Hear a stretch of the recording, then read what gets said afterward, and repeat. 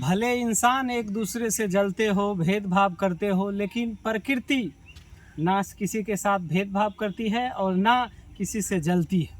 जब प्रकृति को कुछ देना रहता है तो आंचल खोल कर देते हैं और जिन्हें देना रहता है पूरे देते हैं, और जब प्रकृति को कुछ लेना भी रहता है तो वो पूरे विध्वंस करते हैं। वो व्यक्ति की जाति, धर्म और प्रखंड या अंचल देखकर भेदभाव नहीं करते।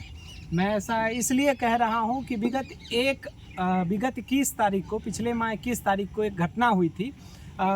एक आंधी तूफान आई थी जिसमें हमारे पश्चिमी प्रखंड के चिगरी सिमरा पंचायत के बॉर्डर पर बथान में बथनिया जो रहता है, जो गाय भैंस अपना रखते हैं, और उसमें जो ठनका की वजह से 3 गाय की मृत्यु हो गई थी, जिसमें विधायक जी का एक लेटर निकला था। आप लोगों को भी अवगत होगा कि उस लेटर में महज पूर्वी प्रखंड का ही चर्चा किया गया था कि पूर्वी प्रखंड के अधिकांश पंचायत को क्षतिग्रस्त हुआ है, घर का या पश्चिमी का नहीं हुआ है। लेकिन पश्चिमी में भी ये घटना हुई थी जिसमें 3 गाय का डेथ हो गया था। हमारे सामने सुधीर जी हैं, विगत 15 दिनों से अंचल कार्यालय का चक्कर लगा रहे थे, लेकिन इनका काम नहीं हो रहा था।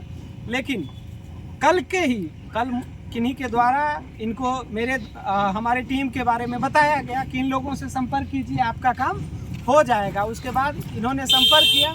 उसके बाद सीओ साहब के साथ संपर्क स्थापित करने के बाद, कर्मचारी के साथ संपर्क स्थापित करने के बाद पता चला कि कागज़ है जो अंचल स्तर पर ही पेंडिंग है। उसके बाद हमने संवाद स्थापित करने के बाद इनके साथ आज हम प्रखंड कार्यालय आके अंचल कार्यालय में मिलकर इनका जो फाइल पड़ा था, जिसमें समझिए कि 3 गाय का डेथ हुआ है, सीओ साहब के द्वारा जो रिपोर्ट बनाया गया है वो अभिलेख तैयार हो गया है।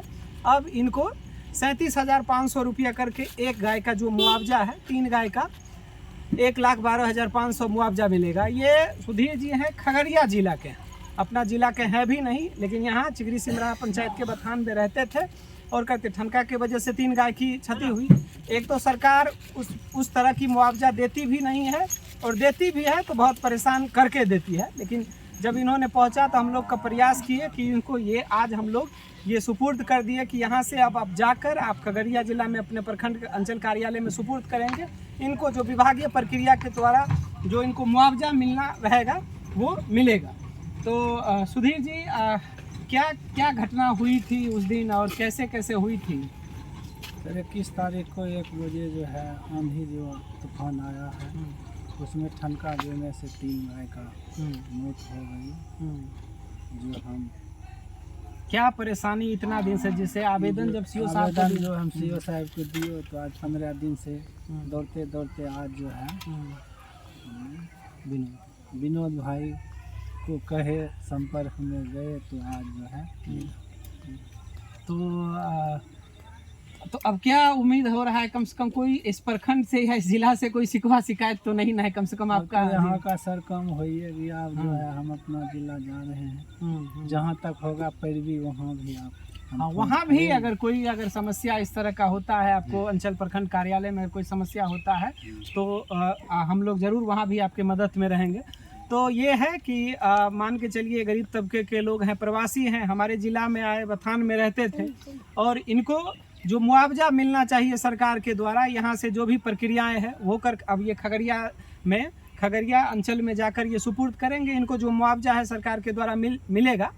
तो ये जो प्रतिनिधि होते हैं या जो भी विधायक जी, जैसे वहाँ एक ही प्रखंड का उसमें एक लेटर निकला था सुशील जी, हाँ, उसके बारे में क्या था? तो केवल जो विधायक जी एक लेटर जारी किए थे उस आंधी तूफान के बाद, तो उसमें विधायक जी ये लिखे हुए थे कि कुशेश्वर स्थान विधानसभा के कुशेश्वर स्थान पूर्वी प्रखंड में ही क्षति हुआ है और किसी प्रखंड में नहीं हुआ है।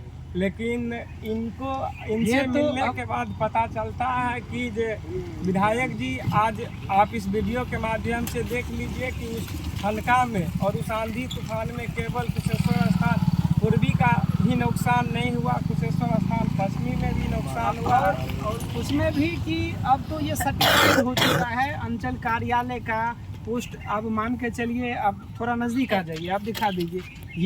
ये जो पशु से संबंधित अभिलेख तैयार किया गया है, सीओ साहब का रिपोर्ट है, उसके बाद है कर्मचारी का रिपोर्ट है, इसके बाद जो इन लोगों के द्वारा आवेदन दिया गया था वो है।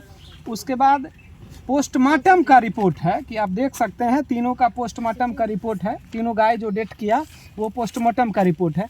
तो ये तो अब एक प्रमाणित जो घटनाएं हुई उनमें, तो ये भेदभाव किसी प्रखंड या किसी व्यक्ति में नहीं होना चाहिए। कोई जनप्रतिनिधि होता है तो वो पंचायत के जनप्रतिनिधि है तो वो पूरे पंचायत के होते हैं, विधानसभा का होते हैं तो पूरे विधानसभा का, भले उनको कोई आदमी या कोई क्षेत्र के लोग वोट दे या नहीं दे, ऐसी मानसिकता